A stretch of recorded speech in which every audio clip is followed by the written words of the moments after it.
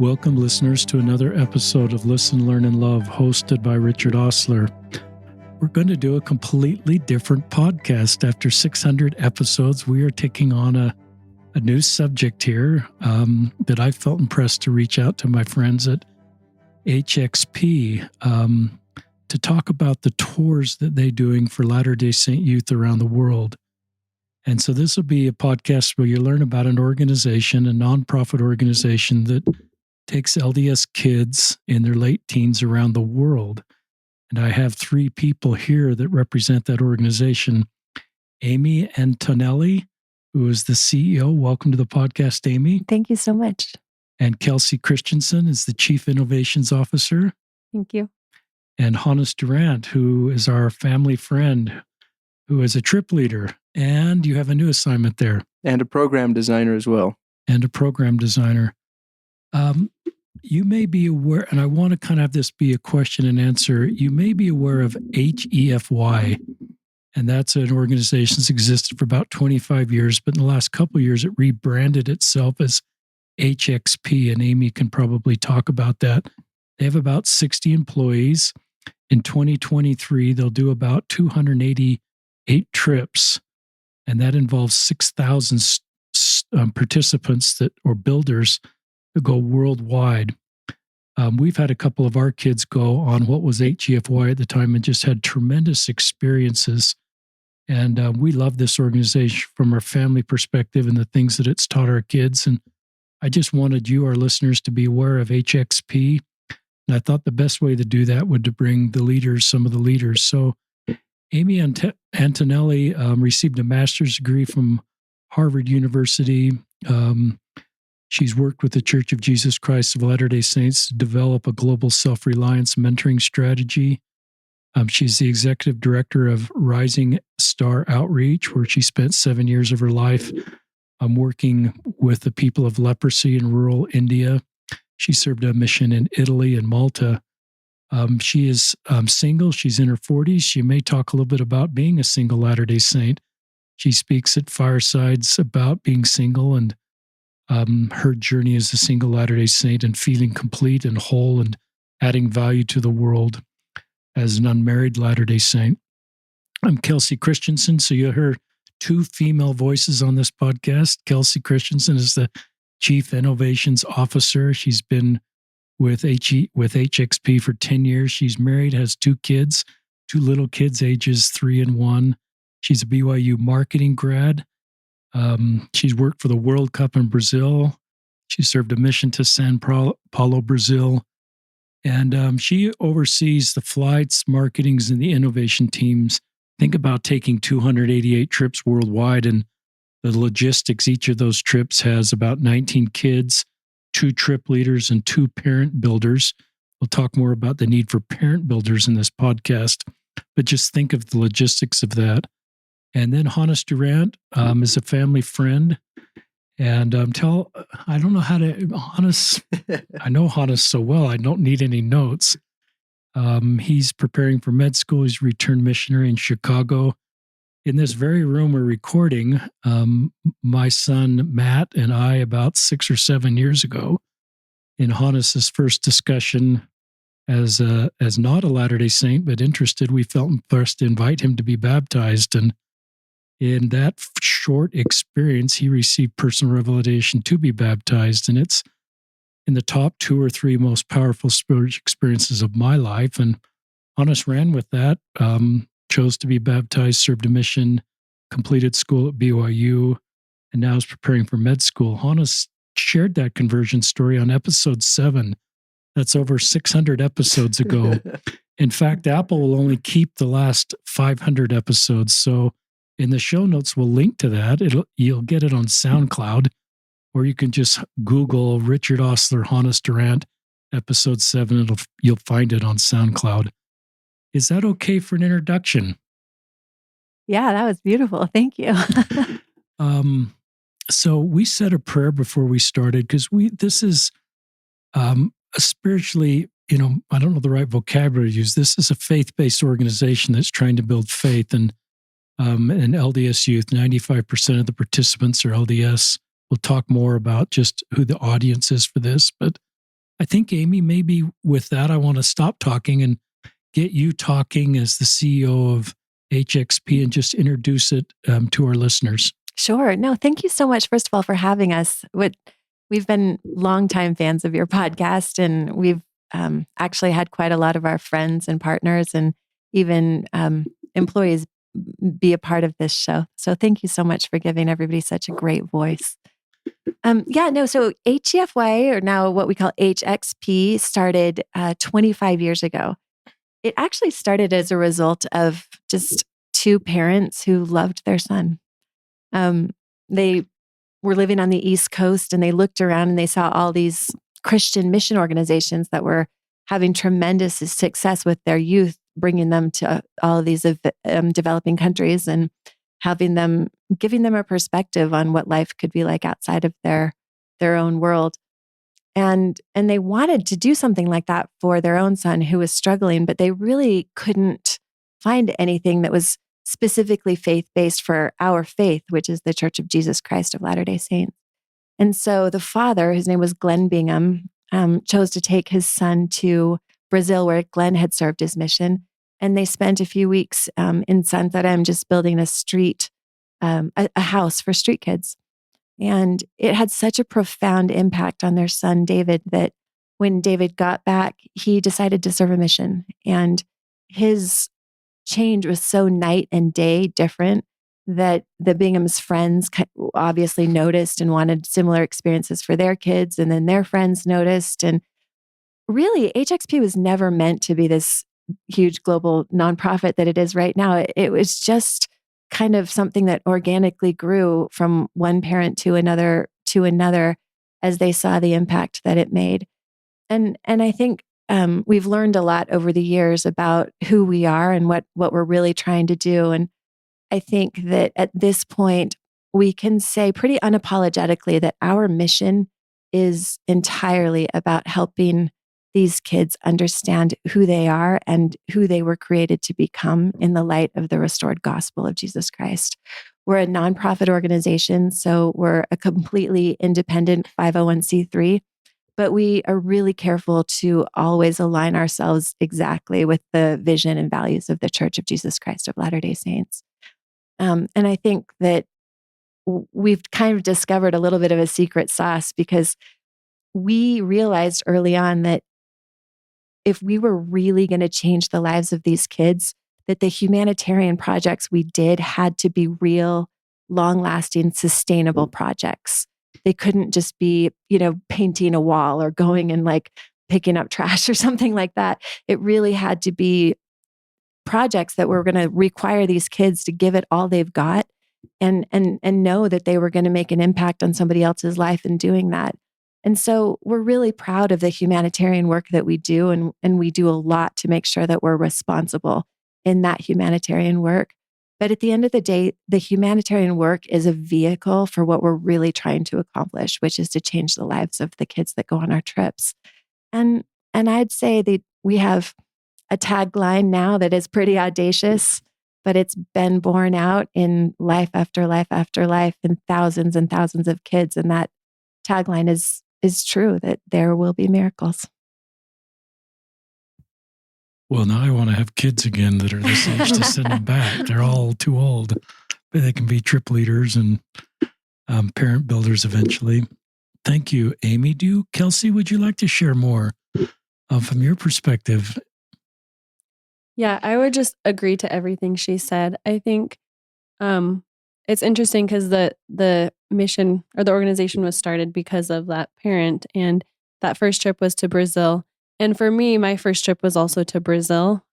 Having served my mission there, I was a trip leader there. And what was neat about that was I had teenagers on my trips who were very similar to that boy, right? Their parents sent them, probably out of love for the same reason. And I remember having a girl on that trip. She never thought about serving a mission in her life, ended up deciding to serve a mission on that trip to Brazil, went back, and got called to serve a mission in Brazil. And there's countless stories like that. And for some builders, they do end up serving missions. And for others, they don't. And that's totally okay. One of my other favorite stories was just, I had one teenager on one of my trips who she never went to church, and she actually was having withdrawals on her trip because there's things that she did at home that she couldn't do on her trip. And so she was really struggling on the trip. And I was a little worried about her because, like physically with her withdrawals that she was having. And she'd never really gone to church at home. And it wasn't until the last day in testimony meeting. We do a more casual version of testimony meeting. And she wanted to share something, and she was physically shaking. And because she wanted to share something, but she was so nervous because she had never shared a testimony before. And she's kind of emotional about it. And the one thing that she said was, this was the first time that I felt loved by church members. And like, it took her probably 10 minutes to say that. And that's all she said. And to me in that moment, like, I knew that what we had done was successful. And, she didn't end up on a mission. She's not even in church. And to me, that doesn't matter. But what matters was that we showed her love, and we create positive peer groups. We really believe that the groups that go out, including the trip leaders, that they're there to help these teenagers feel love.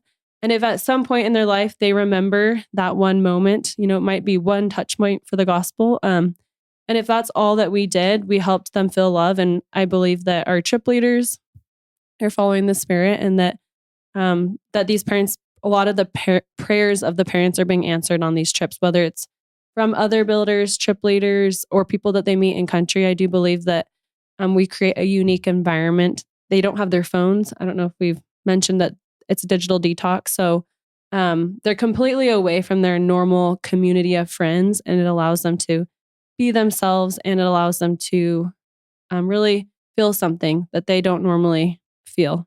So, yeah. Talk about just logistically, you've used the word builder to describe the students that come, I think. And so does anybody just want to talk about the vocabulary and how you develop the vocabulary? Because I think it's intentional and powerful. Sure, we can speak to that.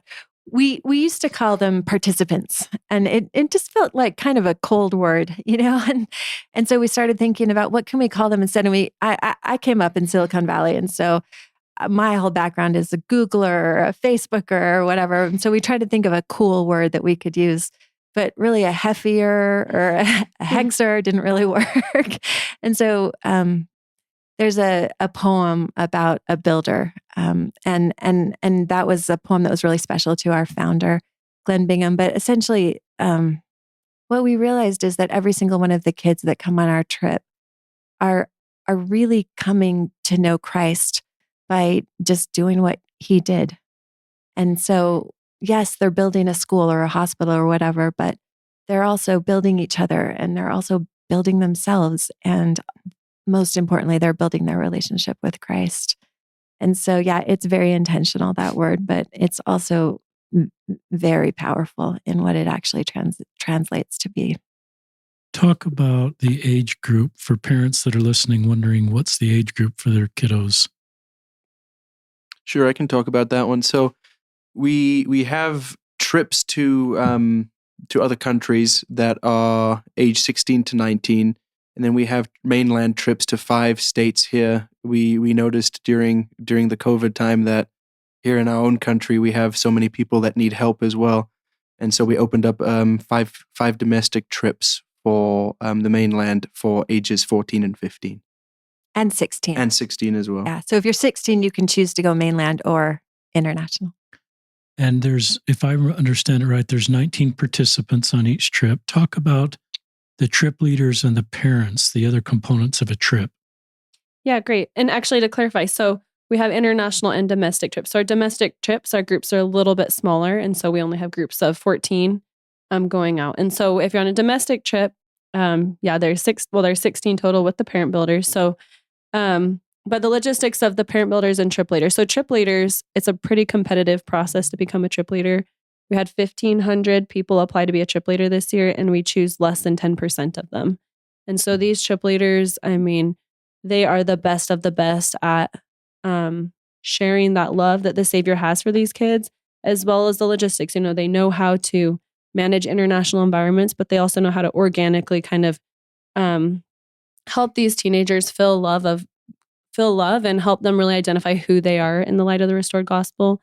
A lot of these teenagers come not knowing who they are, and the trip leaders are great facilitators at that. And so they're trained fully to manage the logistics and the group dynamics and all of that.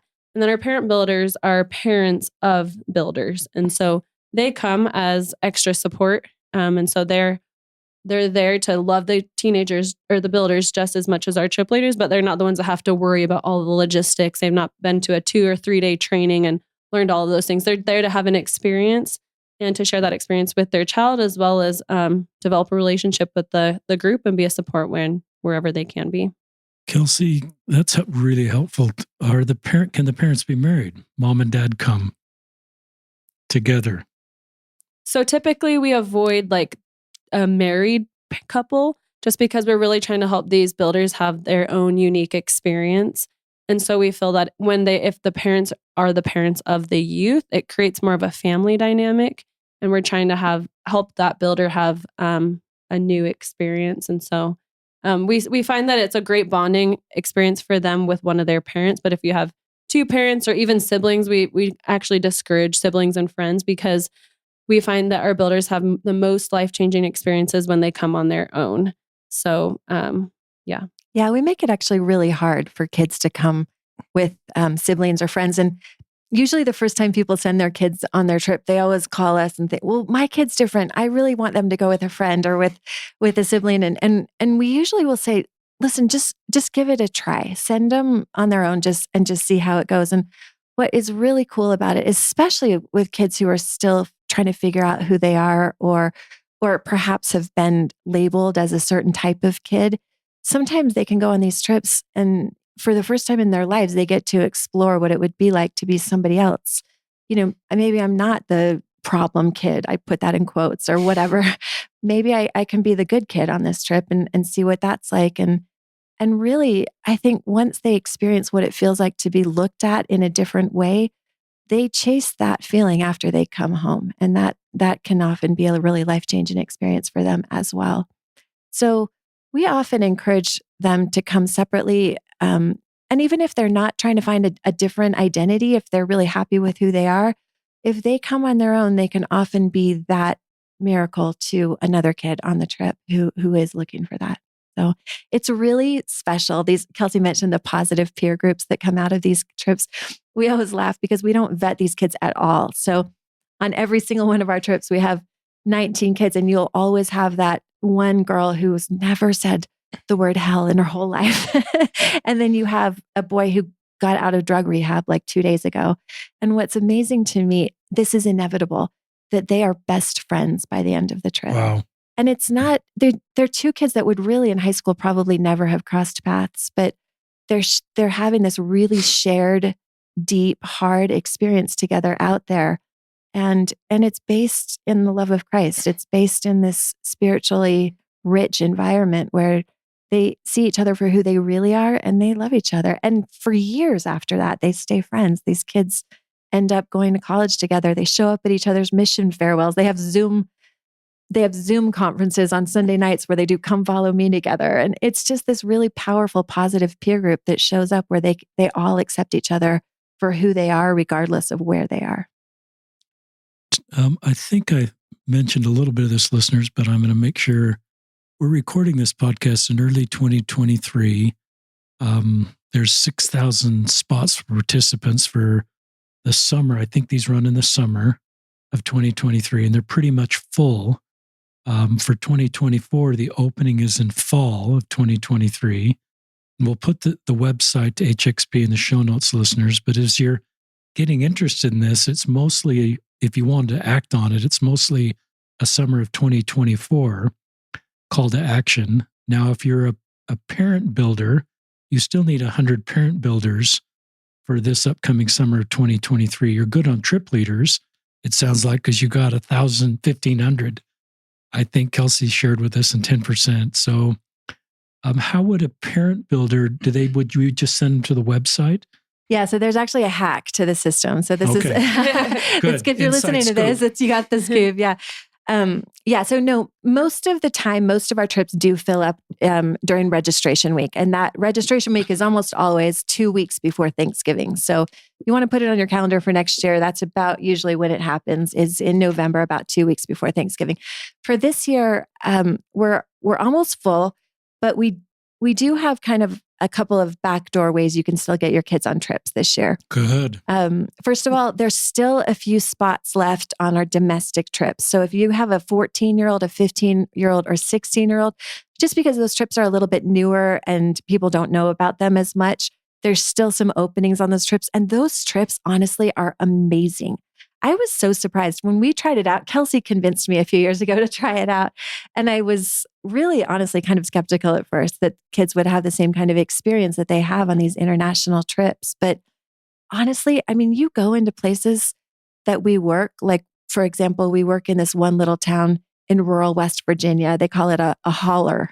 It's a hollow, but they call it a holler.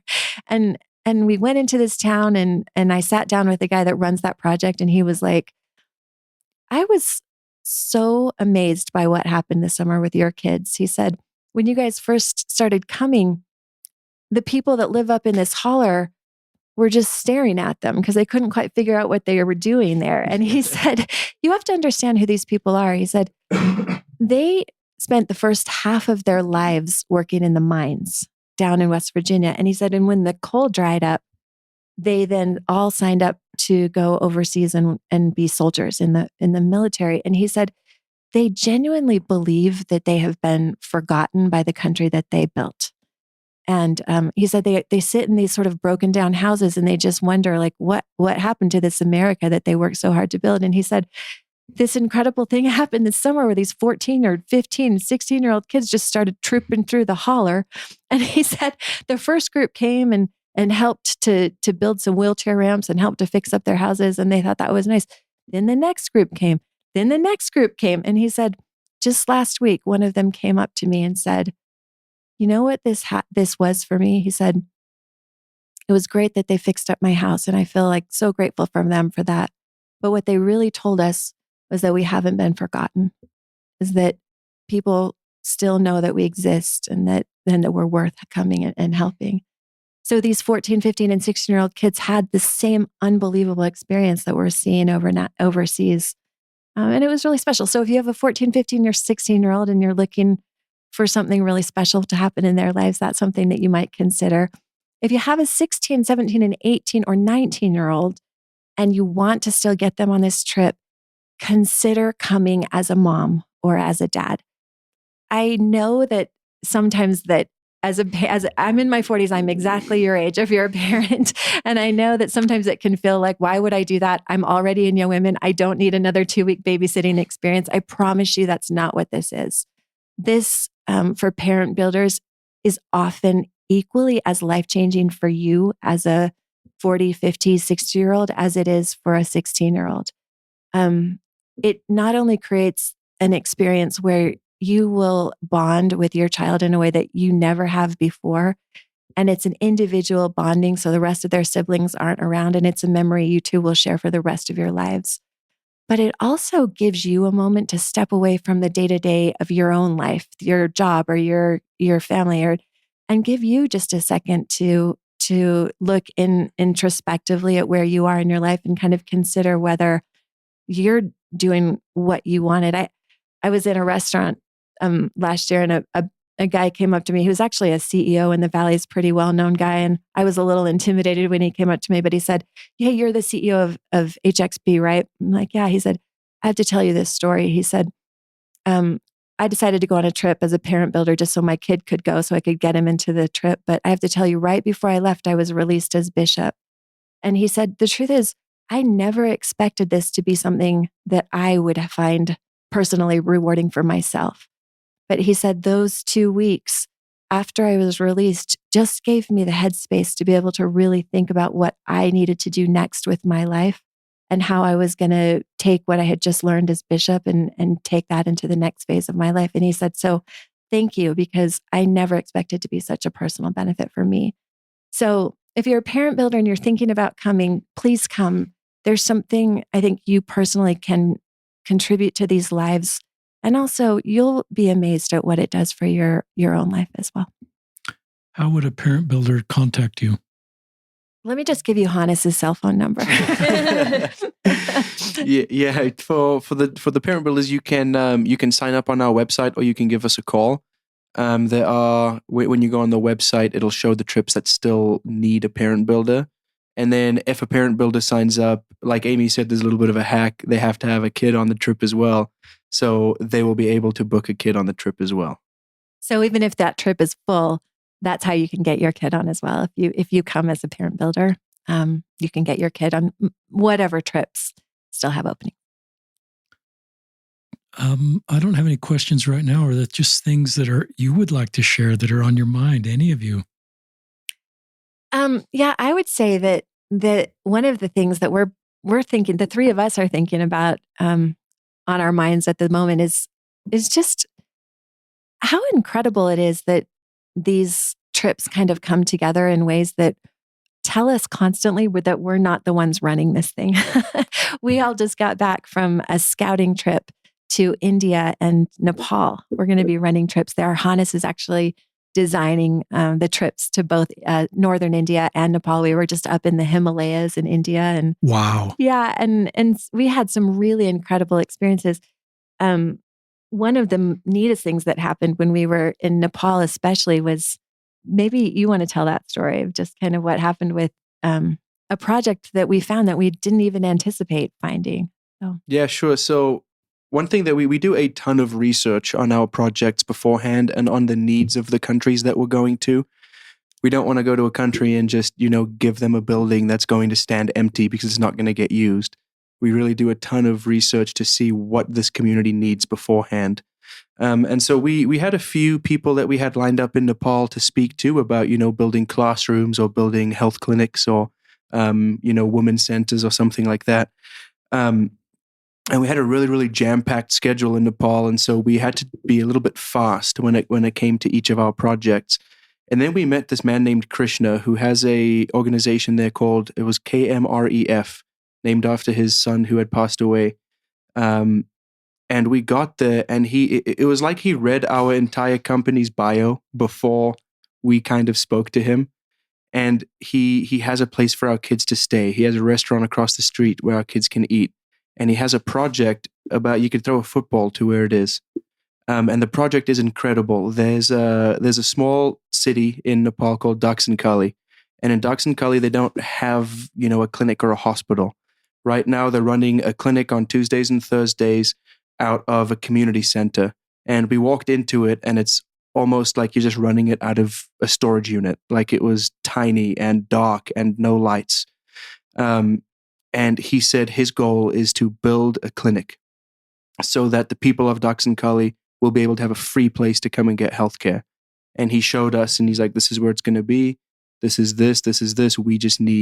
We need funding to be able to give these people, the healthcare that they deserve as a basic human right. And so he just showed us around, and the entire time we were just thinking, man, this is so cool. And then Amy mentions the fact that she's involved in Rising Star, who works with lepers in southern India. And he just goes, oh, no way. My dad is affected by leprosy. And Amy just had this, maybe this is your story to tell, Amy, the part about meeting his father. But well, no, I mean, it was so special because really when Hannes and Kelsi were looking for these projects, Kelsi, really, this was, I think Kelsi mentioned it was like page 14 or something of her Google search. I mean, it had been a project that was really difficult to find. And honestly, it was probably pretty low on our list of potential projects that we were going to do. We go to, like Hannes said, we go and we scout out quite a lot of projects, and then we figure out the one that makes the most sense in terms of sustainability and also impact that our kids can make. So we go to this place, and it's nice. It's a clinic, and we look at clinics, and we do lots of these clinics, but we're still sort of waiting for that sign. And this guy is kind of going through his bio, and he's telling us all the things that he's done. And he mentions that he studied leprous, and we kind of said, wait, what? And because you have to understand, in India and in Nepal, to even admit that you have anything to do with leprosy really brings upon you a stigma. And so it's something that you don't often hear people even acknowledge that they are willing to be a part of. But this guy mentioned that he studied leprosy, and I said, leprosy? And he said, yeah. And I said, tell me more about that. And as soon as he realized that we were not going to back away from him when he talked about leprosy, he said, I actually come from a leprosy colony. And Wow. and so then all of a sudden, Kelsi and I and Hannes were like, tell us everything about this project. And little by little, he starts to explain like his whole background is growing up in a leprosy colony. And it turns out that his father is still alive. He's 90 years old. And they built him this little house behind the school. And he takes me around to the house, and here's this sweet man with, just sort of claws left for hands. And he's very visibly affected by leprosy. And then it turns out that there's this leprosy colony where he grew up is 15 minutes away. And a lot of the community that comes to this clinic that we're going to be building comes from this leprosy colony.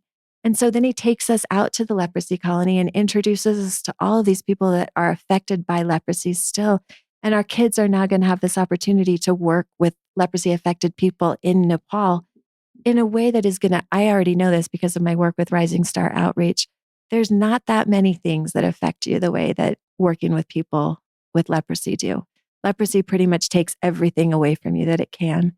And when Christ talks about healing the lepers, he's talking about so much more than just a physical experience. And so for us, it just felt very guided and directed. And that's a lot of what we find when we go scout these trips, is that we didn't even know that this was a part of this experience. But this is going to be something that I think profoundly affects the lives of the hundreds of kids that go this summer. And I think that, that wasn't us. That was God bringing people together who need to be changed by one another.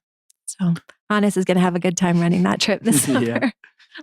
I love one of the ways you describe these humanitarian projects. You use sustainability and impact. And some of the criticisms I've heard about this general space is it really helps the participants, but it doesn't really help, or even maybe it's a setback to the local people. And you've been in this space so long. And I would just love the way you've found this new place in Nepal through the context of impact and sustainability, and probably a lot of prayer before you went and got on that plane that you'd be led. And you did your due diligence, but it wasn't the top of the list. And I just, as you know better than I do, that God was in the process. And then I think about the kids.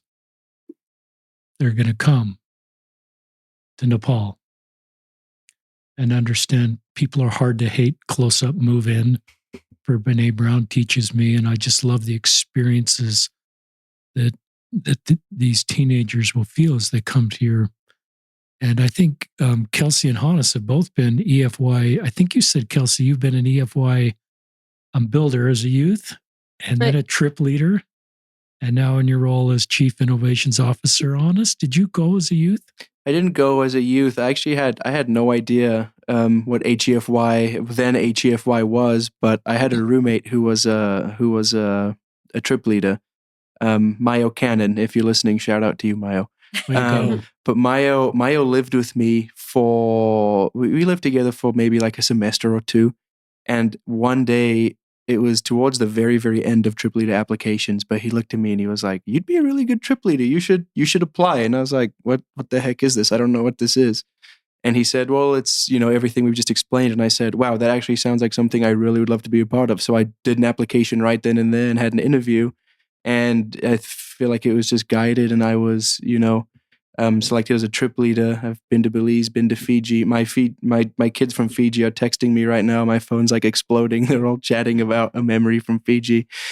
But it's just as the same way that it's been life-changing for the kids, it's been life-changing for me as well. It really has taught me what is important in life. And what is important in life is helping others, be that the people that we're building the school for in Belize, or the bathrooms for in Fiji, or be it the kids themselves or the kids helping me, and just this experience helping me to become a better person. And every year when I go on these trips, I just have like this kind of like a mental reset. It's like, this is what's really, really, really important in life, is people and loving them and taking care of them and being kind. Yeah. Kelsi. Yeah, I was just thinking, I'm not a trip leader anymore now that I have 2 kids, but I've had so many experiences where I'm so uplifted just by being able to see people connect, like kind of going back to that Nepal experience. Like, I believe so strongly. I've been in programs for so long working in this organization, planning so many of the trips. And I have like the strongest testimony that God is involved and that He's the one orchestrating, kind of like Amy said. But just like the people that we meet have like such a huge impact on our kids and vice versa. And there's just a couple like experiences that I think of. One of them, I'm gonna reference Cornelius. He's our local coordinator in Ghana. So if anyone, I think there's actually a few spots left in Ghana if anyone's interested. But everyone that listens to this, everybody knows Cornelius. He goes by Black Shrek, and he is like the man. And of all people, he was like one of our local coordinators that we met. We actually had already picked out a different project, but we had this really strong impression to go back to this area called Kokorite. It was like 2 hours away from Accra when we were scouting. It was so far away, but we just like felt strongly like there's this one more project we need to visit.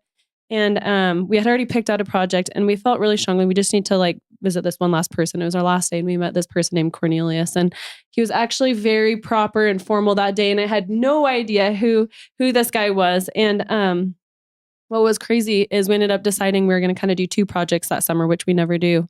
But since then, he has been involved in every single builder, like everyone that comes on that trip. He knows their name before they get there. He stays in touch. He could tell you what any of the hundreds of teenagers that he's doing are doing in their lives, and vice versa. Like they stay in touch with each other. And I'm going to share a little personal experience. I think he'd be okay with this. But like the year before we found him, he had gotten baptized, and with him and his wife, and his wife passed away shortly after their baptism, and they were so excited to get sealed in the temple. And I remember him. I didn't know this at the time. And a year later, we were working with him, and he had shared this experience with our groups. And he shared how this was like the first time that he had felt like happiness since, the passing of his wife. And it gave him so much purpose, and it gave our kids so much purpose too. And they were able to go through the temple, and they were able to be there when he was able to get sealed to his wife. And he's still involved in this organization. But what was so neat about it is it impacted both. Like, I really believe that like God is involved, and He's handpicking these people who need to affect each other. Our local coordinator last year in Malta was a brand new recent convert. And in Malta, he was probably like the only member, like the only real active member in the entire branch. And he was the only local Maltese member in that branch. And here he is, and he's feeling like, who am I? I got baptized and I'm the only one. And all of a sudden we're sending 25 kids every 2 weeks. And he has like 100 new best friends who he can talk to, even though he's in Malta and they're in the United States, and they can build each other up. And I just felt that so strongly wherever I go, that these people, that they're really involved, and that God put them there. And kind of like what you're saying with the sustainability stuff, like we only work with organizations who everything's run by the locals. So we're not just coming in and like building an American school. Like we're working with the government, we're working with the locals, we're hiring the locals. And so every experience that our kids are having is with local people. And so we're never like taking their jobs away. We're hiring them. We're hiring a food provider, and it's those people. It's our bus driver. I love it. It's literally sometimes our bus driver in Florida who changed our kids' lives. Or it's the person who was at the front desk of, the guest house that we were staying in or whatever. And somehow it's that person that shared one story that for some reason touched this one builder. And it's the people that we never know that are going to have the most impact on our kids, and that our kids will go on a trip and have an impact on one random member that's struggling in the branch, or one person who stopped coming to church, but because they saw a whole bunch of teenagers at church, they decided to show up that day, and now that person's on a mission. There's hundreds of stories like this. And that's like the thing that I've learned most from working here is how real God is, and He's in every little detail, and He has a plan for every person, and we all get to kind of bless each other. So it's a really beautiful orchestra that God is conducting. So I love that, Kelsi. It's really moving. I'd love for Amy, being a single Latter-day Saint in your 40s, to share, you speak in firesides, and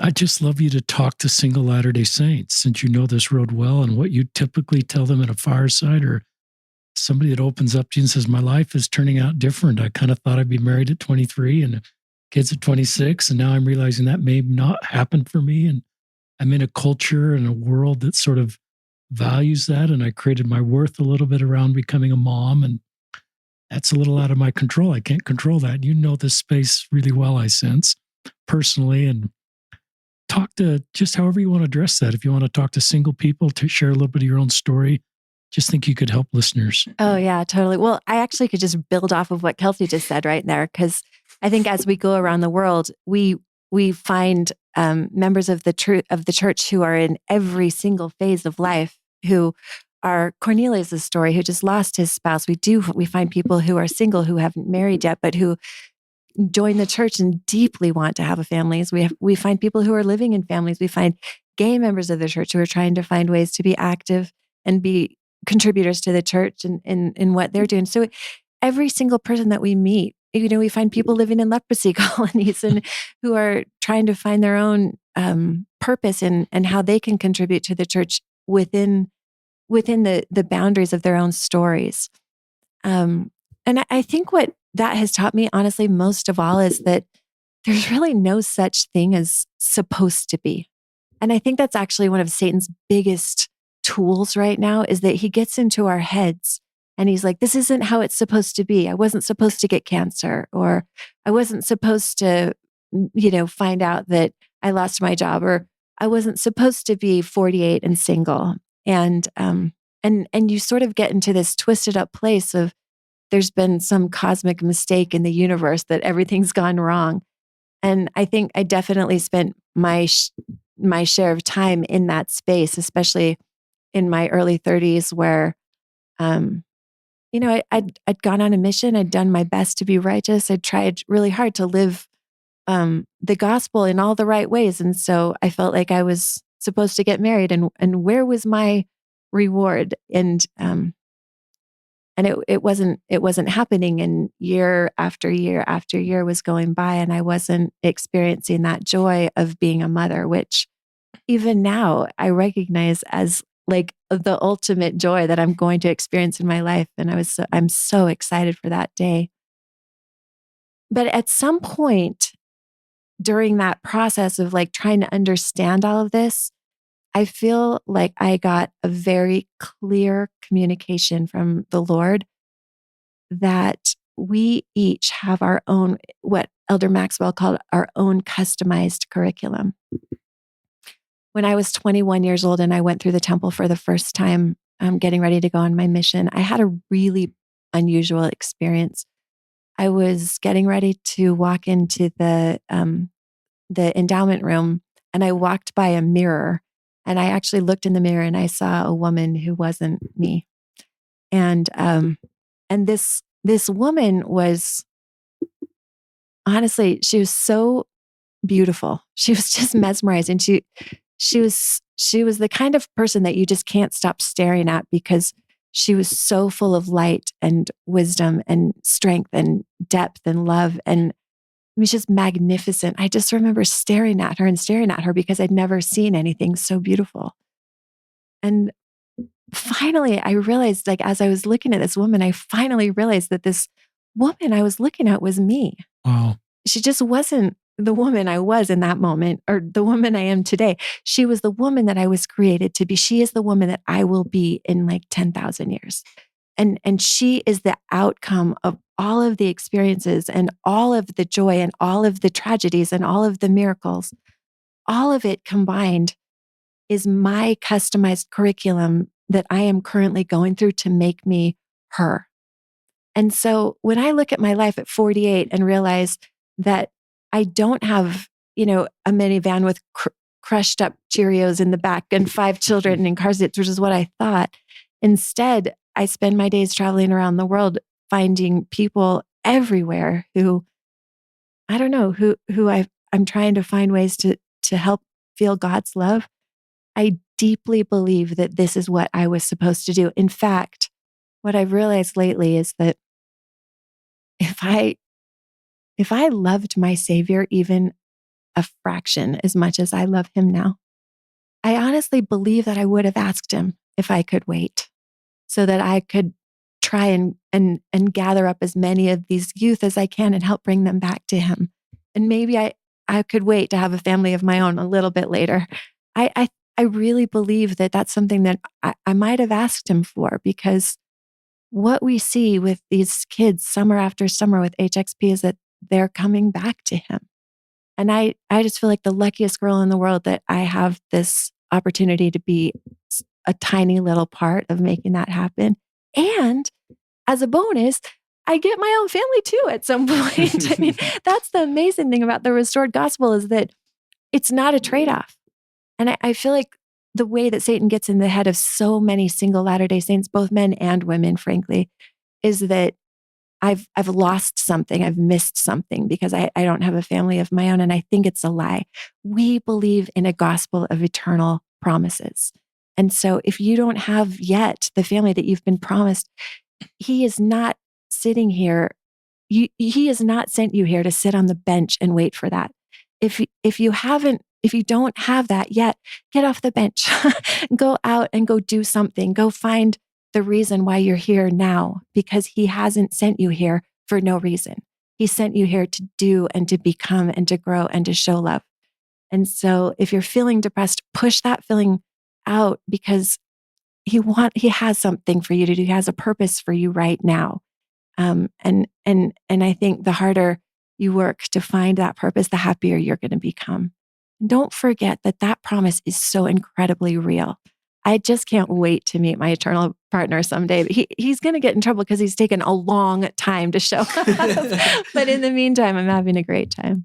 That was a beautiful segment. I wish everybody could see Amy's face as she spoke. There's so much light and goodness and hope and compassion and grace in that message. Well, and I just think I love this idea of customized. What's the right word, Elder Maxwell? Customized curriculum. Curriculum. I want to get that word right. And that is our doctrine. And I think we need to own that within ourselves and be at peace that we may not fit our original expectations or cultural expectations or family expectations. And to own that very intentionally, the way Amy's done, helps all of us, and also for a culture to support that. You may have there may have been some difficult experience with our culture about, why are you at Harvard getting a master's degree? You should be doing something to get married, like that prevented you from getting married. And I don't know if those comments came your way, but they might have. And so I don't want to get negative in some of the maybe difficult experience, but I think our culture needs to support customized, forgotten curriculum and honor personal revelation that people are receiving. For all of us. And, we don't understand each other's stories. I love this podcast because I think you do such a good job of humanizing all of our stories. And one thing I think we've learned traveling around the world is that there's the one thing that the Savior was very clear about, is that we are not supposed to be judging each other. And I think he probably asks us that because he understands each one of our individual stories so much better than any of us could understand each other. And so he says, just leave the judgment to me. Your job is just to love each other. And I think that it's a pretty basic concept. It was our theme last year. It's something that we've really incorporated into HXP. It's just two simple things: love God and love people. And I think once you kind of push judgment out of the way and just open yourself up to getting to know someone's story, it's pretty impossible not to love them. Hannes, I kind of talked about you, but I love you. People that don't know you, and that's probably most people, unless they've listened to episode 7 or know which was like 7 years ago, but whatever. They're probably picking up your accent. Doesn't sound like a Wasatch Front accent. So introduce yourself a little bit to our listeners and just share a little bit about your journey into the church and whatever you want to share with that. Yeah, no problem. I'll give you guys a very condensed version, I guess. The one important thing about this story is, just like Amy spoke, everyone has their own customized curriculum. And I firmly believe that the Lord, the same way that he looked out for me, he's looking out for every single person on this earth. it's just our job to kind of look back and connect the dots to see every single time, his hand was in our lives, and it's a lot more often than we think. So I was born and raised in South Africa, and then my family and I moved here when I was 14. Now, why did we choose Utah of all places? My mom was an outstanding athlete. She ran the 100 meters in like under 11 seconds. So I had a really hard time running away from her when I was in trouble when I was a kid. But so she was really, really fast, and she had a track scholarship to run at BYU. And so she obviously at BYU, you're going to learn a lot about the church, but she wasn't a member when she was at the church, at BYU. And she learned a lot. She met Elder Holland, and she was very impacted by her meeting with Elder Holland. And then one day when I was maybe about 12, 13, a couple of sister missionaries rang our doorbell, and my mom let them in. And I remember vividly, I was sitting in the like the family room playing The Godfather 2 on the PlayStation, and I looked over to my left and I saw these two weird girls walk in wearing dresses, and they had these name tags on their chest. I was like, who the heck are these people my mom's letting into the house? Like, what is going on? And, I had no idea what the Church of Jesus Christ of Latter-day Saints was at that point. But then, my mom told him to, she was like, I love what you guys do, but I'm not interested in your church. I imagine how those missionaries felt. They're like, we found someone who went to BYU in South Africa, who met Elder Holland, read the Book of Mormon, went to church. I'm like thinking, holy cow, the font's this way, lady, But she was like, something you can do for me is get me some phone numbers of some friends in America, because last night I had a dream that my family was living in America, and you guys show up today. Like, that's no coincidence. Anyways, my mom got some information of some friends that she had gone to BYU with, and it was so annoying because I slept in the bedroom across from her, and there's like a 12-hour difference, or like an 8-9 hour difference. And I'm trying to sleep, and I can hear my mom talking on the phone super loud with her American friends, trying to make plans to move her family to America. And I'm like, Mom, I'm trying to sleep, be quiet. But anyways, eventually my mom came to my sister and I and was like, hey guys, by the way, we're moving to America in a few months. And we were like, what the heck? Okay, fine. And man, my story's all over the place. So let me backtrack a little bit.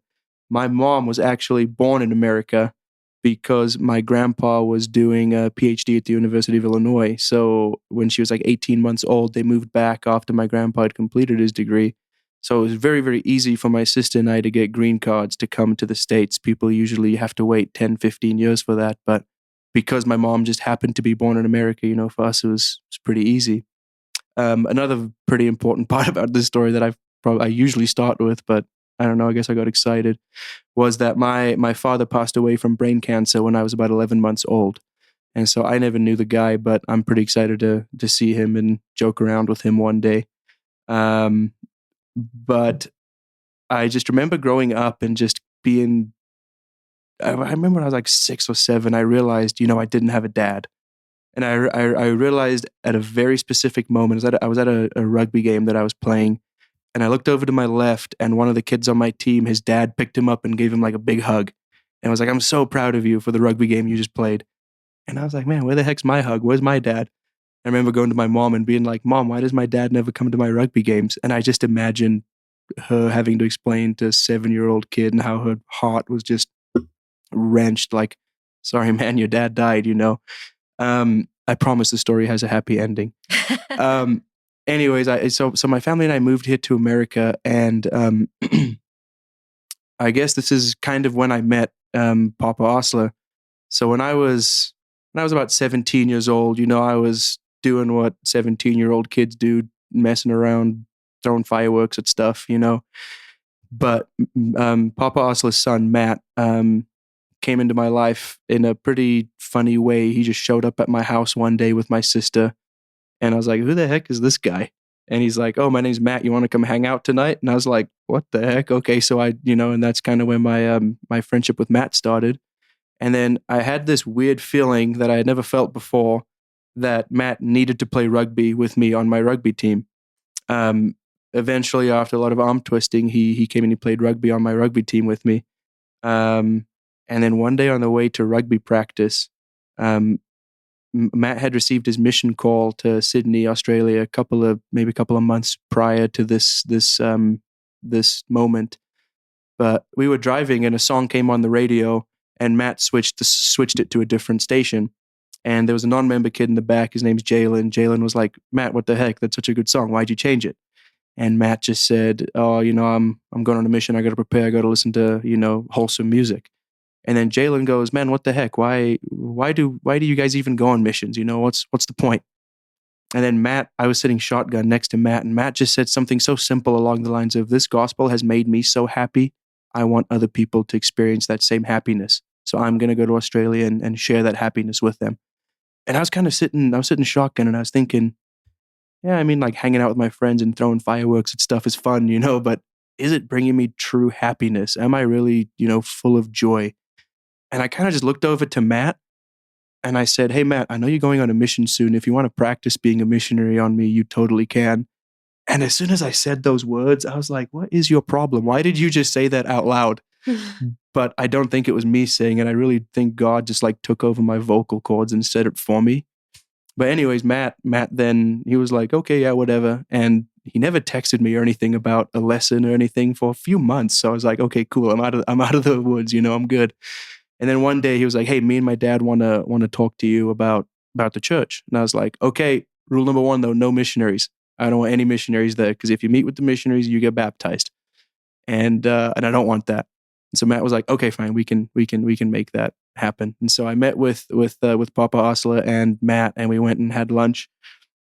And Dick was just so kind, and he just asked me about myself, and he just asked me, my story. And this was when would this have been? Like 2014 probably. And he didn't mention anything about the church really until the very end. And he was like, "Well, Matt said you were interested in maybe learning a little bit more about the church. Is that true?" And I was like, "Yeah, I guess I gave him permission to practice. Sure, why not?" And then he said, "Okay, well, why don't you come to my house on like Monday or something and we'll talk." Then I said, "Okay, but remember, no missionaries." And he said, "Okay, fine, no missionaries." And so I showed up on Monday, and then Papa Osler and Matt shared with me a story about the restoration of the priesthood and why it's important to be baptized by the proper authority. And I was sitting pretty close to where I'm sitting right now when Papa Osler read a scripture to me in the book of Acts, where Peter and all the apostles are teaching thousands and thousands of people. And then the scriptures say that those people were pricked in their hearts. And then one of the people in the crowd says to Peter and the apostles, "Well, men and brethren, what shall we do?" And then Peter says to them, "Repent and be baptized, each of you, and receive the Holy Ghost." And then I remember Papa Osler just like kind of looked up from reading that scripture and looked me in the eyes and said, "You've been pricked in your heart." And I was like, "The heck is this guy talking about?" And he goes, "We invite you to be baptized." And I was like, man, the nerve of these guys. But then what comes next is what changed my life. And everything good in my life today is from this moment. And Dick looked at me and he said, "When I was a missionary in England, I would give people a certain date to be baptized on, kind of like a goal, kind of like if you have an exam on this day, you're ready by that day." And he looked at me and he said, "But Matt and I fasted and prayed for you." And I thought to myself, man, you tell me these guys prayed for me? They didn't eat food for me? And I felt kind of special, And then he said, we fasted and prayed for you, and we have this feeling that there's a date towards the end of June, beginning of July, that's very, very important to you. And then he said, and that's the day you're going to get baptized on. He didn't say that's the day I invite you to get baptized on. He said, that's the day you're going to get baptized on. And as soon as he said that, I knew the exact date he was talking about. He was talking about June 28th, which is the day my dad had passed away on. And it was a day that I dreaded every year. And every June 28th, I would just sit around sobbing, crying. Why would God take my dad from me? And I was sitting there and I just started crying because I was like, how would he know that? How would Matt know that? How would Dick know that? And then they just let me cry for like 5 or 10 minutes. And I just sat there crying. And then eventually after like 5 or 10 minutes, Dick just goes, "So what are you feeling?" And as soon as he said that, I felt the presence of an angel. I felt the presence of my dad standing right next to me, the same way I know that there's these 3 people in the room with me right now. That's the same way I knew that my dad was there with me. And so he said, so what are you feeling? And I was like, well, I feel my dad for the first time ever in my entire life. I feel him here with me. And then Dick goes, well, what's he saying? And so I just sat there and listened, and I just heard, do it. And I was like, Dickie's telling me to do it. And I was like, okay, fine, I'm getting baptized on June 28th. And I just stood up and left. I don't think even we said a prayer. I think I just stood up and left, and I got in my car and I drove home. And I walked to my house, and my mom was sitting on her bed, and I was like, Mom, what day did Dad die on? I had to be like 100% sure. She was like, June 28th, why? Are the Mormons baptizing you on that day? It's like, Mom, this isn't a joke. She's like, yeah, June 28th. And I was like, yeah, the Mormons are baptizing me on that day. And she was like, all right, cool. And so, since that moment, I decided to go on a mission, and went to BYU. I've had callings in the church, and it's just been such a night and day difference. And then now with this job that I have, right, I get to work with people, and I get to help people be their best selves.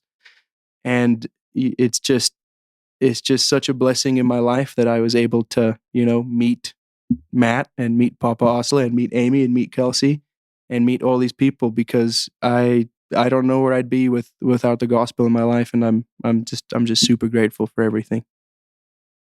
Good communicator. It's an honor, listeners, to hear that story again, even though I'm part of it. Through the Lord's help, to hear Hannes talk about that story is really moving to me. And credit to Hannes for acting on the spiritual impressions he felt. And the courage. I remember when he was thinking about going on a mission, he said, okay, I'll get baptized by this mission thing. No way. And he was pretty pragmatic about it. He says, all of my friends are going on missions, but they've had 100 years of seminary and, duty to God. And I've had, I'm thinking about this 8 months after baptism, and the courage then to accept that call to go to Chicago, where your grandfather where he actually went to school. So where my mom was born. So it was kind of funny when I got my mission call, and I'd been praying for Fiji. I was like, I actually had prayed and told God if he didn't send me to Fiji, I wouldn't go on a mission. That's right. I forgot. Yeah, I told Chicago. Yeah, and then I went to Fiji last year as a trip leader as an HXP trip. So in a way, he answered my prayer. Like 100 years later, but whatever. But I just remember sitting there, and I got my call, and I read Chicago, Illinois. And as soon as I read that Chicago, Illinois, all these thoughts just came to my head, and I was like, holy cow, that's where my grandpa went to school. That's where my mom was born. Because my mom was born here, we were able to get, passports and green cards and things like that. And if it weren't for being here, I would never be a member of this church. And now the Lord is sending me back to where my family's journey began in America. And all of that went through my head in like a split second. And as soon as I read Chicago, I was like, okay, fine, God, I guess I'll still go, even though it's not Fiji. So if there's anyone here listening thinking that they want to go on a mission, I promise you, God knows exactly where you need to be. And then the chance to do temple work for your father, and to kneel in proxy with your mom during your mission as they were sealed, and to kneel there representing your father as they were sealed. There's so many parts of this story, and some of that's covered in episode 7. But, Amy shared a little bit of her story. Hannes, I think Kelsi probably has a story, but it's back to what Elder Maxwell said. And it's back to write your own story, listeners. Take Hannes' story, take Amy's story, and write your own story based on the personal revelation and the principles that they teach, and the courage and the faith. Both of these are incredibly faith-based, courageous, trailblazing stories. And I'm sure if I talked to your 20-year-old selves or your 17-year-old selves, you would never imagine this is where you'd be, any of the three of you. And I think that's good for all of the listeners. We're coming close to the end. I wrote down queer kiddos. There may, just because of the nature of this podcast, there may be parents that have queer. I use that as an umbrella term, listeners, to describe everybody that's not straight. I'm assuming HXP doesn't do anything overtly to, like, you don't have the rainbow flag on your website saying we're a safe place. But I sense from what Hannes has told me that this is a safe place, and it may never come up, but you're trying to create an environment for LDS kids to feel safe. So I don't know if you want to talk about just the general principle of feeling safe, or any experiences with queer kids that have felt sort of, church is hard for me, the culture's hard for me, but they've really gotten a relationship with Christ developed through this experience that's helped them. Yeah, I think this process is honestly one that each one of us in the church are going through, regardless of whether we ourselves are queer or whether we love people who are queer.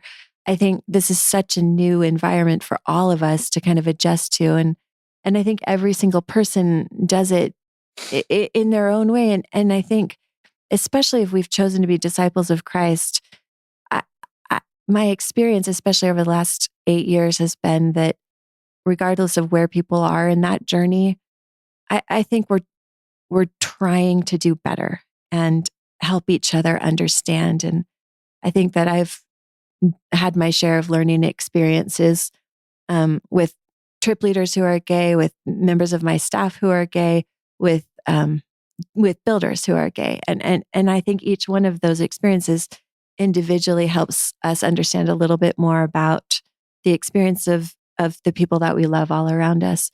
Last summer, we had a boy come on one of our trips, and unfortunately, he felt a little bit bullied by some of the kids that were on his trip. And I think he was particularly devastated by that because it was a faith-based environment where he had hoped to not feel like that. But he was a really, really, really special kid. And he was able to come home, and he had written in his journal about some of his experiences. And so his mom and dad shared, with his permission, shared some of those experiences with us. And he was trying his best to be compassionate in that circumstance, in spite of the pain that he himself had felt. But I remember really vividly his dad saying to me, I had hoped so much that this would be an opportunity for him to come and get to know Christ. And I remember we, as a leadership team, talked about that and prayed about it. And we had the impression to call him a few weeks later and ask him if he wanted to go back on another trip. And he spoke with his parents, and they collectively prayed about it and felt good about it. And we happened to have one spot that had opened up on our Jerusalem trip. And so this sweet boy, at the end of the summer, ended up going back on another trip. And on that trip, he went to Jerusalem and was able to actually walk where the Savior had walked. And he had trip leaders that were especially prepared because of experiences that they themselves had to love this boy. And he had a group that just embraced him and loved him. And it was a night and day experience for him from his first trip. And so I think that story tells me that there's no perfect, there's no place I can say your experience is going to be perfect and we're going to make sure that nothing bad happens to you. But I will say that we're doing our very best at HXP, and I think in the church in general, to try to create an environment where we are acting as disciples of Christ, regardless of our understanding and our experience, and that we all have a responsibility every day to try to do better and better at living the way that Christ asked us to live. So I hope if you have a gay child or a queer child, if you're considering sending them on our trips, I hope you do. And I can promise you that we'll do our very best to make sure that they feel loved and accepted in that environment. Can I add one experience? Yes, please. This one isn't specifically, this one's not specifically about like queer children, but it is about like builders who feel alone. And I was, Amy mentioned a little bit about Jerusalem, and we talked a lot about our humanitarian projects where we go out and do construction. But we also have 2 other programs that we didn't mention. One of them is Jerusalem, where it's more of an experience where they're going through what Christ, where the places that he went and looked, and it's more of an academic program. And we also have a program called Refuge, where they're actually working in refugee camps.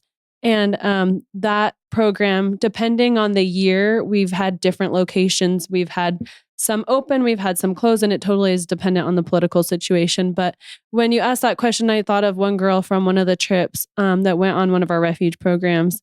And she had some challenges herself. She was bipolar, and it was really emotionally kind of draining trip for her. And I was actually like, just praying, like, I hope she's having this amazing experience. But like most of the kids, 90% of the time, they're happy. But this girl was one that I really wasn't sure, like, if she was having a good trip. And it wasn't until the last day when she shared an experience and she said, like, she's like, I come from a broken family. I've moved, I've had my dad in jail. I've constantly gone from house to house to house. And she kind of like shared this background where she said, my whole entire life, I felt like I couldn't relate to anyone and nobody understood me. And I totally felt like alone. And I think, we've talked a lot about people feeling that way for different reasons in their life. But this girl, I don't know her entire circumstance. And she's pretty quiet about it until that last day. And she said, she's like, and then I met refugees.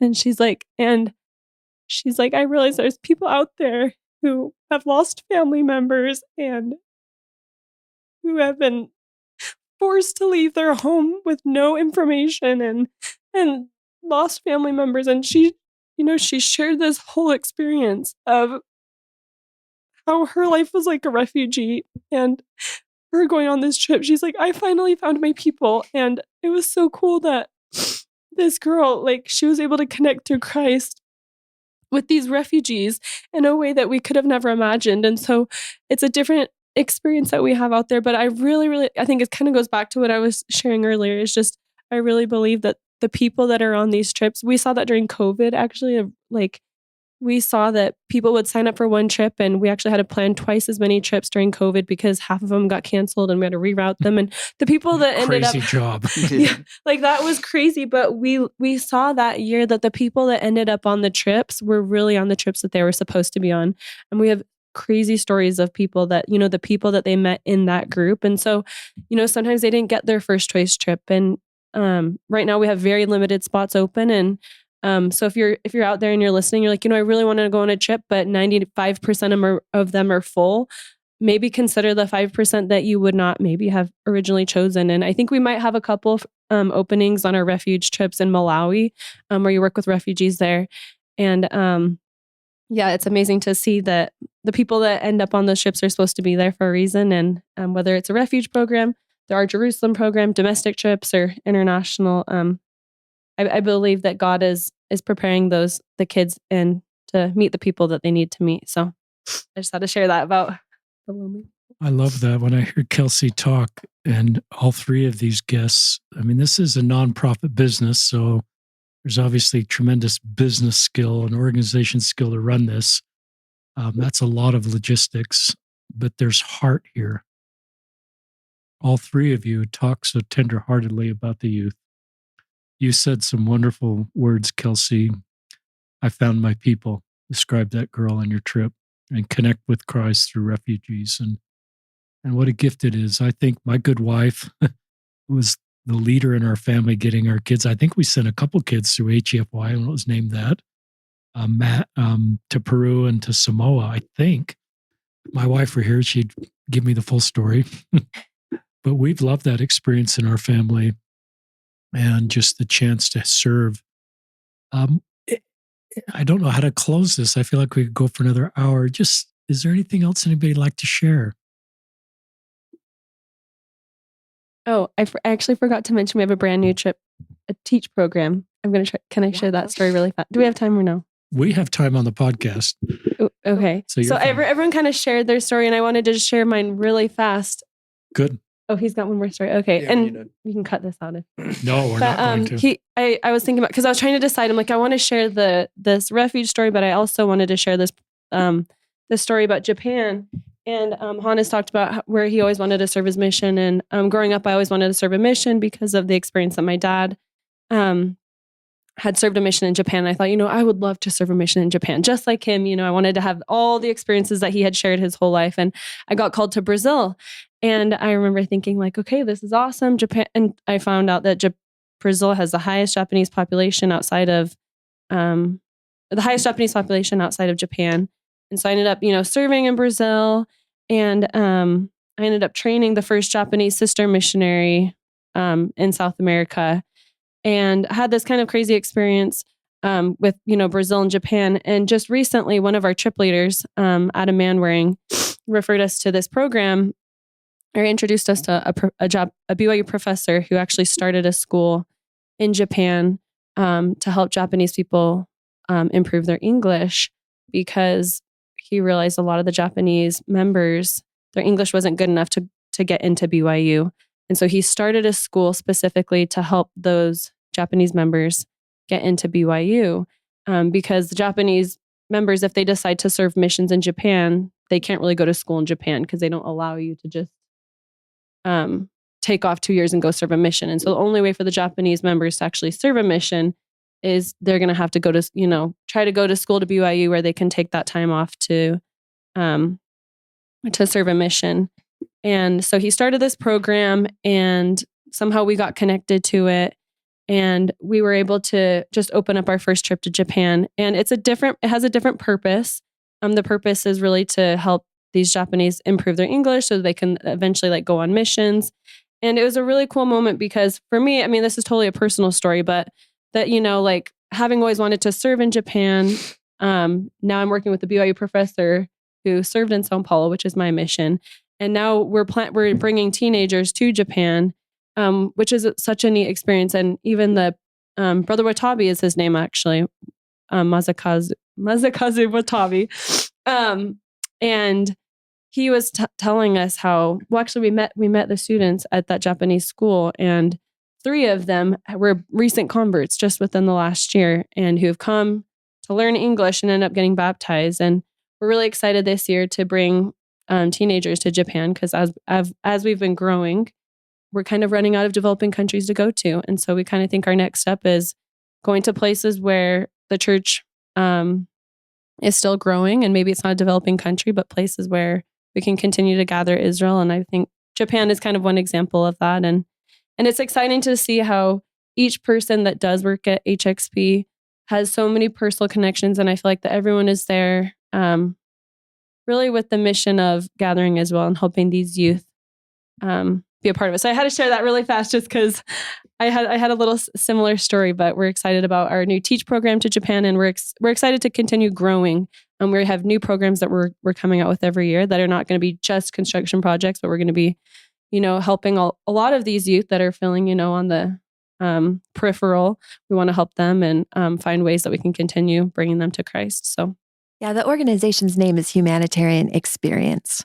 And so we believe the human experience is why we exist. And HXP is our nickname, but really all of these stories are about connection and about the human experience. I think Hannes even has a beautiful story that kind of is an example of that. Yeah, I have a story that I just like to share. I guess if there's any parent, mom, dad sitting there at home on the fence, like, do I really want to send my kid on this trip? This is just a way that I've seen Christ change the life of one builder in as little as 17 days. So there was this kid, we'll call him James, because James is the lead singer of Metallica. So we'll call him James. And James had like this long hair and took his guitar with him everywhere he went. And he just kind of like didn't really talk to anyone, even though the kids were so good at trying to involve him. He was kind of just like, nah, I'm just going to stick to myself. I'm really only here because like parents wanted me to be here or something like that, right? And then on like day 2 or 3, I noticed he was playing a song by Metallica on his guitar. And I walked over and I was like, okay, here's my chance to like connect with this kid. I was like, oh dude, you're playing Nothing Else Matters by Metallica. And he's like, how do you know Metallica? I'm like, dude, Metallica is like one of my top 5 most listened to bands every single year on my like Spotify Wrapped. I was like, I love Metallica. And he was like, dude, no way, they're my favorite band too. And so me and him just talked about Metallica for like a few hours, and I was like, can you play this song? Can you play this song? And he just was playing songs, and we were just like having a jam sesh together. And from that moment on, he just decided like, okay, I'm going to try to actually interact with these kids. And a couple of days later, I spoke with him, and he's like, Hannes, I don't even know if I believe that God is real. And I was like, that's okay. I felt that way sometimes too. But here's how I found out that he is real. Here's how I know that he is real. And I was like, I think reading the scriptures, saying some prayers, you might be able to come to an answer the same way I did. And he started reading his scriptures every morning. We start with group scripture study, And I noticed he started to read his scriptures. He started to actually cross his arms and bow his head when we said our prayers together. And, he started to answer some questions when we would talk about gospel topics together. And then on the very, very last night, like Kelsi mentioned earlier, we have a pretty informal testimony meeting. But he stood up and he goes, he goes up and he goes, guys, when I came on this trip, I didn't really know God was real. He goes, but now because of you guys and how nice you were to me and how kind you were to me, he's like, I know God is real. And now I want to go on a mission too. And it was just bizarre to me that within 2 weeks that this young man went from, I want nothing to do with God, I don't even know if he's real, I don't care about the church, to I now want to serve a mission for my Heavenly Father because I know that he loves me. And if he can do that, for me, if he can do that for this kid, James, I think I called him, if he can do that for us, just imagine what he can do for you and your kids when you come on these trips. I love that story so much. I think that story and the story that Kelsi just told, I think all of this kind of encompasses what's happening at Humanitarian Experience at HXP, which is, somebody asked me last summer, does it feel like you're just standing in front of this orchestra and just conducting this incredible, beautiful symphony of people all over the world? And I thought, yeah, kind of. And then all of a sudden I thought, no, you know what it feels like? It feels like I'm standing in front of this incredible orchestra and I'm definitely waving my arms around. But really, someone's standing behind me who's like so much more brilliant and so much more capable of understanding the tiny needs of Hannes and the tiny needs of James and the tiny needs of Kelsi and her dad in Japan and how she's going to go to Brazil and now all these kids in Japan. And it's like he's orchestrating in this incredibly elegant algorithm, this beautiful symphony of love and connection. And we get to see it in a microcosm of HXP. And I think that's really how what we love to leave with you is when we say there will be miracles, it's because we see God work in the lives of every single person that we get the honor of connecting with. So thank you so much for having us. Well, now I know more why I felt impressed to reach out to you and do a podcast we've never done before. And it makes sense to me. It's blessed me personally to hear your stories and to think of the young people's lives you're impacting for good. These are some notes I wrote down, listeners, just as we were concluding. Honest, when he talked about his baptism invitation, that is really true. I've given on my mission hundreds of baptism invitations, every one of those at a date. And you are the only person I've ever given a baptism invitation. I've given maybe a dozen since my mission that did not have a date. And that was pure personal revelation to you.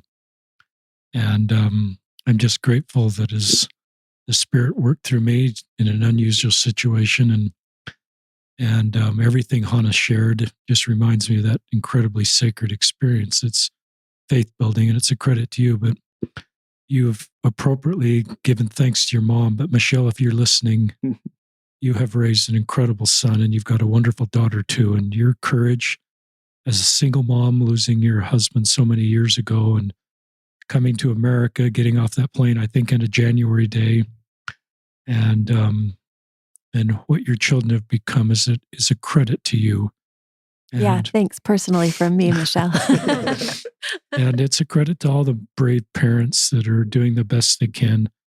I love Gathering of Israel that I think Kelsi used. I love that term, and I love it in the context of our own members as well as people and this connection. I think in that last segment, Amy, you talked about love and connection. And I just think that this orchestra that I think Amy just talked about, I think if we get to the end of our mortal lives and get into the next world, we could understand the individual experiences we're having right now and all of these pieces of the puzzle that at times don't fit together. And you're wondering, well, wait a second, this is different than I thought. And how do all of this work?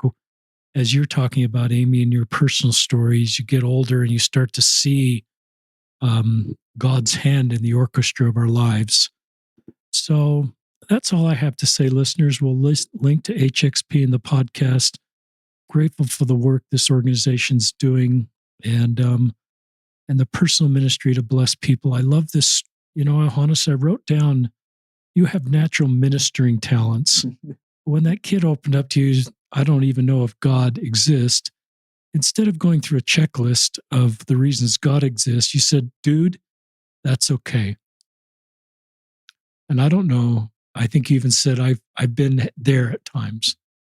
And I just think that's such an intuitive principle of connecting with people, is to not go to our immediate sort of, you shouldn't feel that way, but to sit with somebody in the reality of how they feel.